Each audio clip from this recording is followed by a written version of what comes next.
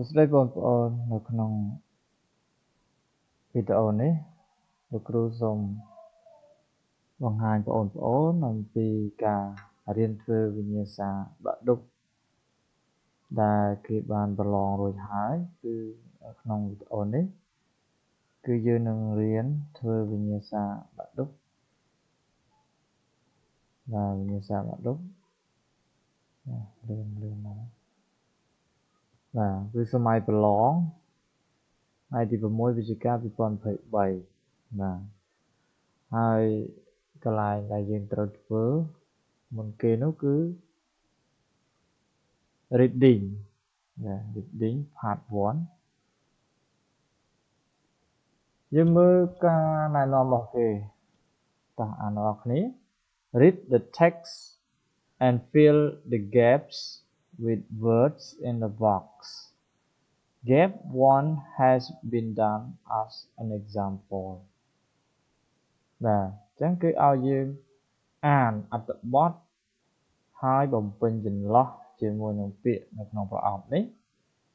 ហើយគេប្រាប់ថាចន្លោះទី1គឺត្រូវបានធ្វើជាឧទាហរណ៍ដើម្បីយើងអាចបំពេញបានគឺយើងត្រូវតែអានចុះឡើងដើម្បីក្តោបខ្លឹមសារនៃអត្ថបទហ្នឹងសិនបាទយើងមើលចំណងជើងតើគេចង់និយាយពីអី Government gets involved in back debate អូខេអញ្ចឹងយើងពាក្យ debate ទេបាទ debate នេះគឺការជជែកដេញដោលអញ្ចឹងរដ្ឋាភិបាលចូលរួមជជែកដេញដោលអំពីស្បោងផ្លាស្ទិកឬក៏អំពីគេហៅថាថង់បែបបាទឥឡូវយើងអានទាំងអស់គ្នា One of the biggest issues facing in our society today is the problem បាទអញ្ចឹងគេយកពាក្យ problem នេះមកជាឧទាហរណ៍ហើយគេដាក់លេខ0នឹងយើងអញ្ចឹងសំណួរសួរថាតើអត្ថបទនេះគេចង់និយាយពីអីបាទគេនិយាយអំពីបញ្ហាធំជាងគេ one of the biggest issues បញ្ហាធំជាងគេមួយដែលកំពុងតែប្រឈមឬកំពុងជួប facing គឺមកពីថា face កំពុងប្រឈមឬកំពុងជួបនៅក្នុងសង្គមរបស់ពួកយើងសប្តាហ៍ថ្ងៃនេះគឺបញ្ហាគេបាទ of how to dispose of our បាទអញ្ចឹងយើងយល់ពាក្យ dispose of នេះវាស្មើនឹង throw throw យើងអាចបកថាទុកដាក់ឬក៏ចោលទុកដាក់សម្រាមអីdispose អញ្ចឹងយើង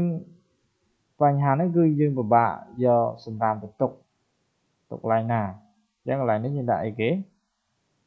អូខេយើងរកមើលពាក្យមានពាក្យសម្រាមអត់គឺយើងមានពាក្យ rubbish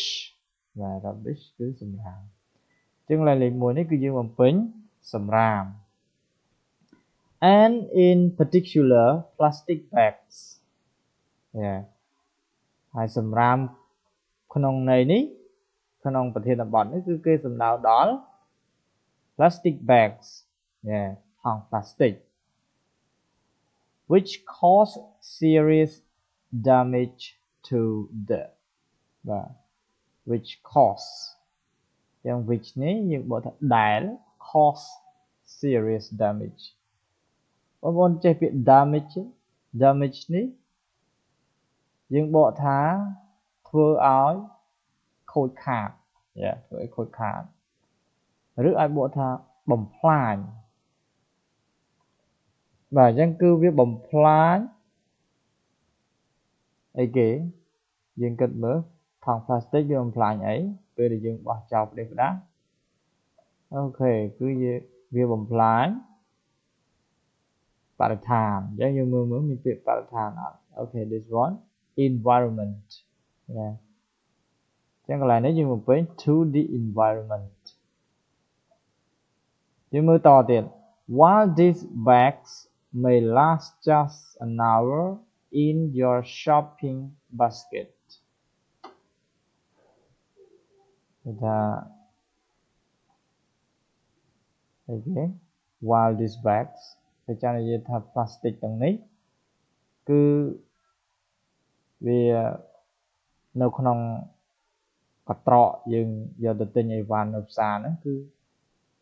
រយៈពេលតែ1ម៉ោងឯទេ last ហ្នឹងគឺមានរយៈពេលឬក៏មានអាយុកាលណាចឹងមានន័យយើងទិញមកដាក់ក្នុងកត្រកបាន1ម៉ោងទេហើយពេលដែលយើងបោះចោលវាយ៉ាងម៉េច They take hundreds of years to break down. Yeah. តែអាសម្រាមទាំងហ្នឹងគឺវាត្រូវការរយៈពេលប្រមាណបាទត្រូវការរយៈពេលរាប់រយឆ្នាំ hundreds of years ដើម្បីវាអាចរលួយអស់ចឹងយើងមើលតមុខទៀត They choke up rivers and the choke up rivers នេះមានន័យថាម៉េចមានន័យថាវាធ្វើឲ្យទន្លេហ្នឹងវាកកស្ទះដូចយើងឆ្លក់យើងស្ទះកំពង់កអញ្ចឹងចឹងទឹកទន្លេវាស្ទះស្ទឹងវាស្ទះអញ្ចឹងទៅពេលដែលយើងបោះសំរាមច្រើន and okay our waterways បាទគឺវា pollute our waterways you know pollute យ៉ានេះពាក្យ pollute នេះបងប្អូនឆែកមើលពាក្យ pollute នេះគឺប្រែថាបំពុលបាទពាក្យ pollution ហ្នឹង pollution គឺជានាមការបំពុលដល់ពេល pollute គឺវាបំពុលអីគេ waterways ផ្លូវទឹកបាទផ្លូវទឹកនេះគឺមានទន្លេមានស្ទឹងក៏ដូចជាដៃសមុទ្រជាដើមហ្នឹងអាហ្នឹងគេហៅថា waterways បាទយើងតទៅទៀត some retailers have taken steps បាទ retailer ហ្នឹងគឺអ្នកលក់រាយអ្នកលក់ទំនិញតាមហាងតាមអីហ្នឹងគេហៅ retailer have taken steps បានចាត់វិធានការបាទ take step ហ្នឹងគឺចាត់វិធានការឬក៏បានបញ្ចេញសកម្មភាពដើម្បីអី this from happening បាទ this from happening by introducing incentives to shoppers បាទយើងយល់ពាក្យhappening កើតឡើងអញ្ចឹងអ្នកលក់អីវ៉ាន់ហ្នឹងគាត់បានចាត់វិធានការដើម្បីកុំឲ្យអ្វីដែលយើងនិយាយមិញណាស្ទះលូស្ទះផ្លូវបំពុលទឹកបំពុលអីហ្នឹងគឺដើម្បីអីគឺ stop បាទដើម្បីបញ្ឈប់វា stop this បញ្ឈប់រឿងហ្នឹងកុំឲ្យវាកើតឡើងតាមរយៈអីនេះ by introducing incentives to shoppers បាទ incentive នេះគឺការលើកទឹកចិត្តក៏ដូចជាអានោះវាពាក់ព័ន្ធនឹងប្រាក់ពាក់ព័ន្ធនឹងលុយលើកទឹកចិត្តជាអាចថាជាកាដូជាអីចឹងណាសម្រាប់អតិថិជនណាដែលចូលរួមដូចជាយកកត្រកយកអីមកដាក់អីវ៉ាន់ដែលគាត់ទិញហ្នឹងដោយមិនត្រូវការប្លាស្ទិកអូខេយើងតទៅទៀត for instance some supermarkets are បាទអញ្ចឹងជាឧទាហរណ៍ for instance ជាឧទាហរណ៍ផ្សារទំនើបខ្លះបាទផ្សារទំនើបខ្លះគឺគេធ្វើអីគេ 400 reals a bag to customers បាទអញ្ចឹងយើងកន្លែងហ្នឹងយើងអាចគិតតិចមើល ta 400 រៀលហ្នឹងយ៉ាងម៉េចម្ចាស់អ្នកគ្រប់គ្រង supermarket ណាគាត់ធ្វើម៉េចទៅលើអតិថិជនបាទច្បាស់ជាគាត់ពិន័យជាប្រាក់អញ្ចឹងពិន័យជាប្រាក់ពីគេឬក៏យើងហៅថាគិតប្រាក់ពីអតិថិជនហ្នឹងគឺយើងមើលវានេះ charging អូខេ charging ណាពាក្យនេះ charging បាទអញ្ចឹងគឺឡើងនេះឡើងលេខ5យើងដាក់ charging 400 days back to customers to them to bring their own bags បាទអញ្ចឹងធ្វើម៉េចគឺលើកទឹកចិត្តពួកគេឬក៏ជំរុញយើងមិនកុំប្រាប់ពាក្យលើកទឹកចិត្តប្រាប់ពាក្យជំរុញពួកគេវារៀងនឹងបខំណាឲ្យពួកគេយកកត្រកយកbasket យកកត្រកយកអីហ្នឹងមកតខ្លួនរបស់ពួកគេយកមកដាក់អីវ៉ាន់មកខ្ញុំចាំដាក់ច្រកថងអញ្ចឹងតែអញ្ចឹងទី6គឺយើងបំពេញនេះ encourage encourage នេះបកថាជំរុញ in some countries the government បាទនៅប្រទេសខ្លះ the government a back tax បាទបងប្អូនត្រូវចាំពាក្យថា tax គឺអីគេ tax ពន្ធដារណាចឹងនៅប្រទេសខ្លះគឺគេច្បាស់ជាយកពន្ធហើយអញ្ចឹងពាក្យយកពន្ធទៅលើថង់ប្លាស្ទិកហ្នឹងអង់គ្លេសគេប្រើពាក្យនេះ introduced អញ្ចឹងកន្លែង number 7 នេះយកពាក្យនេះ introduce មកដាក់ណា introduce a back tax and again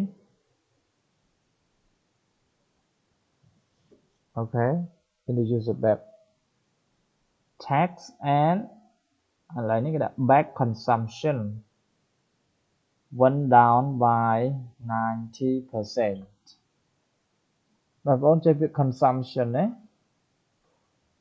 consumption មកពាក្យថា consume វាស្មើនឹងពាក្យ use ណា consumption ស្មើពាក្យ use យើងបកថាការប្រើប្រាស់អញ្ចឹងការប្រើប្រាស់ឲ្យគេធានបទនេះយើងនិយាយពី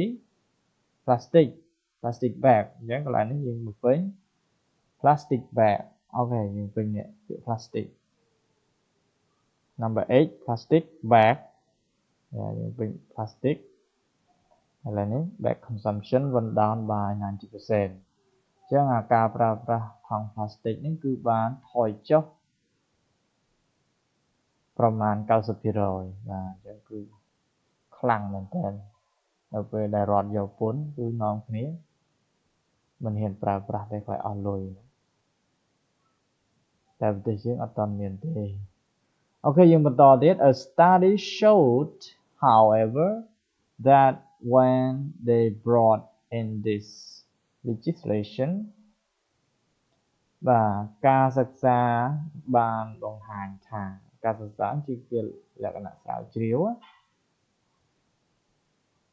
however យ៉ាងណាក៏ដោយយ៉ាងណាក៏ដោយការសិក្សាបានបង្ហាញថានៅពេលដែល okay they brought in this legislation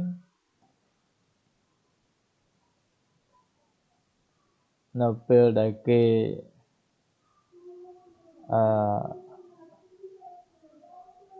យកច្បាប់នេះមកពាក់ព័ន្ធឬយកច្បាប់នេះមកអនុវត្ត the sale of plastic bin liners immediately went up which suggested that shoppers had been again បាទអញ្ចឹងគឺគេណែនាំថា shopper ហ្នឹងគឺអ្នកទៅទិញអីវ៉ាន់ហ្នឹងឯង buyer shopper អ្នកទិញអីវ៉ាន់បានអីគេ had been បាទ had been នេះគឺជាកាលមួយយើងហៅថា past perfect had been reducing their bags អញ្ចឹង number 9 គឺយើងយកពាក្យ reducing ណា reducing ឃើញទេ okay this one reducing their bags before by using them to line the rubbish bins បាទអញ្ចឹងយើងដឹងហើយ number 9គឺ reducing the last one the government and the retail industry are now looking at other ways of avoiding the use of plastic bags គឺ recycling បាទសូមជម្រាបបងប្អូនដែរចំពោះចម្លើយនេះគឺលោកគ្រូយកតាមអត្រាកំណែដូច្នេះគឺយើងត្រូវសិក្សាតាមអត្រាកំណែដែលគេបានប្រឡងរួចហើយមានការកែជាផ្លូវការហើយសូមបញ្ជាក់ផងដែរវិញ្ញាសានេះគឺបានមកពីការស្រាវជ្រាវរបស់លោកគ្រូឈ្មោះសូមលោកគ្រូមើលសិនបាទនេះគឺរៀបរៀងនិងចងក្រងដោយលោកគ្រូណាំពិសិដ្ឋបាទអញ្ចឹងសូមអរគុណដល់លោកគ្រូណាំពិសិដ្ឋដែលបានចែកចាយនៅវិញ្ញាសាប្រឡងបាក់ឌុបដើម្បីឲ្យបងប្អូនបានសិក្សាស្រាវជ្រាវត្រៀមប្រឡងបាក់ឌុបក្នុងឆ្នាំថ្មី2025នេះហើយក៏សូមអរគុណដល់លោកគ្រូអឹមសេរីរតន៍ដែលគាត់ជា idol របស់ខ្ញុំផងដែរគាត់តែងតែផ្ដល់នៅឯកសារសំខាន់ដល់អ្នកសិក្សាទាំងឡាយបាទសូមអរគុណ